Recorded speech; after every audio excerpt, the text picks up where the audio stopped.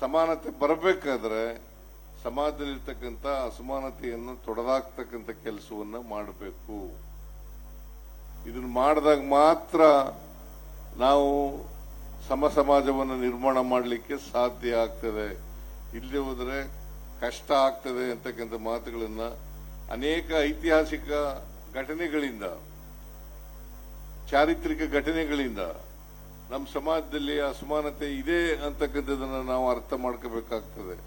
ಅದಕ್ಕೋಸ್ಕರ ನಾನು 2013ರಿಂದ 2018ರವರೆಗೆ ಮುಖ್ಯಮಂತ್ರಿ ಆಗಿರುವಾಗ, ಮತ್ತೆ 2ನೇ ಬಾರಿ ಮುಖ್ಯಮಂತ್ರಿ ಆಗಿರುವಾಗ, 2023ರಿಂದ ಮತ್ತೆ ಮುಖ್ಯಮಂತ್ರಿ ಆಗಿರುವಾಗ ಅನೇಕ ಕಾರ್ಯಕ್ರಮಗಳನ್ನು ತಂದಿರತಕ್ಕಂಥದ್ದು ಈ ಅಸಮಾನತೆಯನ್ನು ಹೋಗಲಾಡಿಸಬೇಕು. ಅಸಮಾನತೆ ಹೋಗದೆ ಹೋದರೆ ಜಾತಿ ವ್ಯವಸ್ಥೆ ಹೋಗ್ಲಿಕ್ಕೆ ಸಾಧ್ಯ ಇಲ್ಲ. ಜಾತಿ ವ್ಯವಸ್ಥೆ ಹೋಗಿ ಎಲ್ಲರೂ ಕೂಡ ಸಮಾನ ಅವಕಾಶಗಳು ಸಿಗ್ತಕ್ಕಂಥ ವ್ಯವಸ್ಥೆ ಜಾರಿಗೆ ಬಂದಾಗ ಮಾತ್ರ ನಾವು ಮುಖ್ಯವಾಹಿನಿಗೆ ಬರಲಿಕ್ಕೆ ಸಾಧ್ಯ ಆಗ್ತದೆ ಅಂತಕ್ಕಂಥ ಮಾತುಗಳನ್ನ ಈ ಸಂದರ್ಭದಲ್ಲಿ ಹೇಳಲಿಕ್ಕೆ ಬಯಸ್ತಾ ಇದ್ದೇನೆ. ಅದರಿಂದ ನಾವು ಅನೇಕ ಕಾರ್ಯಕ್ರಮಗಳನ್ನು ಮಾಡೋದು.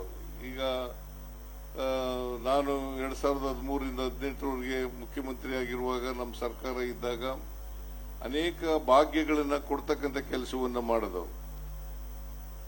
ಆಮೇಲೆ 2023ರಲ್ಲಿ ಮತ್ತೆ ನಾವು ಅಧಿಕಾರಕ್ಕೆ ಬಂದ ಮೇಲೆ ನಾವು ಅನೇಕ ಗ್ಯಾರಂಟಿ ಯೋಜನೆಗಳನ್ನ ಜಾರಿ ಕೊಡ್ತಕ್ಕಂಥ ಕೆಲಸವನ್ನ ಮಾಡೋದು. ಇವೆಲ್ಲ ಕಾರ್ಯಕ್ರಮಗಳು ಕೂಡ ಅಸಮಾನತೆಯನ್ನ ತೆಗೆದಾಕಬೇಕು ಅಂತಕ್ಕಂಥದ್ದು.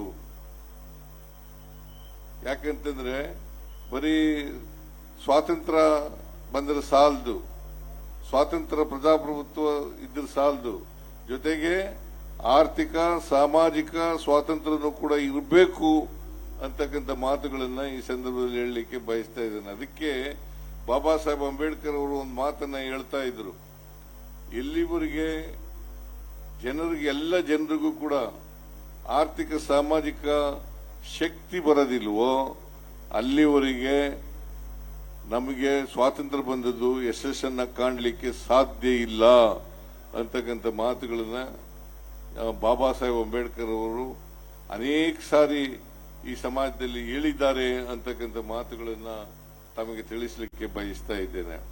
ಅದರಿಂದ ನಾವು ಈ ಗ್ಯಾರಂಟಿ ಯೋಜನೆಗಳನ್ನು ಮಾಡಿರ್ತಕ್ಕಂಥದ್ದು ಕೂಡ ಇವತ್ತು ಈಗಾಗಲೇ H.K. ಪಾಟೀಲ್ ಪ್ರಸ್ತಾಪ ಮಾಡಿದ್ದಾರೆ. ನಾನು ಮತ್ತೆ ಪ್ರಸ್ತಾಪ ಮಾಡಲಿಕ್ಕೆ ಹೋಗಲ್ಲ. ಗ್ಯಾರಂಟಿ ಯೋಜನೆಗಳು, ಶಕ್ತಿ ಯೋಜನೆ,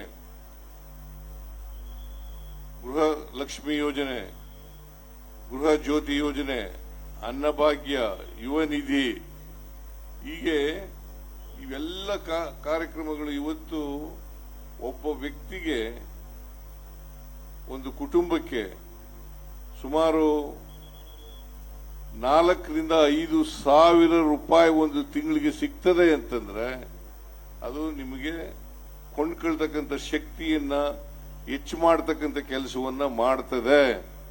ಮತ್ತೆ ಉಳಿತಾಯ ಕೂಡ ಮಾಡಲಿಕ್ಕೆ ಸಾಧ್ಯ ಆಗ್ತದೆ. ಅವ್ರ ಮಕ್ಕಳಿಗೆ ಆರೋಗ್ಯ, ಶಿಕ್ಷಣ ಮತ್ತು ಅವರ ಭವಿಷ್ಯ ನಿಧಿಯನ್ನ ನಿರ್ಮಾಣ ಮಾಡಲಿಕ್ಕೆ ಸಾಧ್ಯ ಆಗ್ತದೆ ಅಂತಕ್ಕಂಥ ಮಾತುಗಳನ್ನ ಹೇಳಲಿಕ್ಕೆ ಬಯಸ್ತಾ ಇದ್ದೇನೆ. ಇದರಿಂದ ಆರ್ಥಿಕವಾಗಿ ಸಾಮಾಜಿಕವಾಗಿ ಶಕ್ತಿ ಬಂದರೆ, ಸಬಲತೆ ಬಂದರೆ ಅದು ಜಾತಿ ಹೋಗ್ಲಿಕ್ಕೆ ಸಾಧ್ಯ ಆಗ್ತದೆ. ಇಲ್ಲದೆ ಹೋದರೆ ಇನ್ನೂ ಅನೇಕ ವರ್ಷಗಳ ಕಾಲ ಜಾತಿ ವ್ಯವಸ್ಥೆ ಹೋಗಲ್ಲ ಅಂತಕ್ಕಂಥ ಮಾತುಗಳನ್ನ ತಾವೆಲ್ಲರೂ ಕೂಡ ತಿಳ್ಕೊಂಡಿದ್ದೀರಿ ಅಂತಕ್ಕಂಥದ್ದು ಭಾವನೆ. ಯಾಕಂತಂದ್ರೆ ಬಸವಣ್ಣವರು 850 ವರ್ಷಗಳ ಹಿಂದೆ ಹೇಳಿದ್ರು, ಜಾತಿ ಹೋಗ್ಬೇಕು, ಸಮಾಜ ನಿರ್ಮಾಣ ಆಗಬೇಕು, ವರ್ಗ ಹೋಗ್ಬೇಕು ಅಂತಕ್ಕಂಥ ಮಾತುಗಳನ್ನ ಹೇಳಲಿಕ್ಕೆ ಅವರು ಹೇಳಿದ್ರು.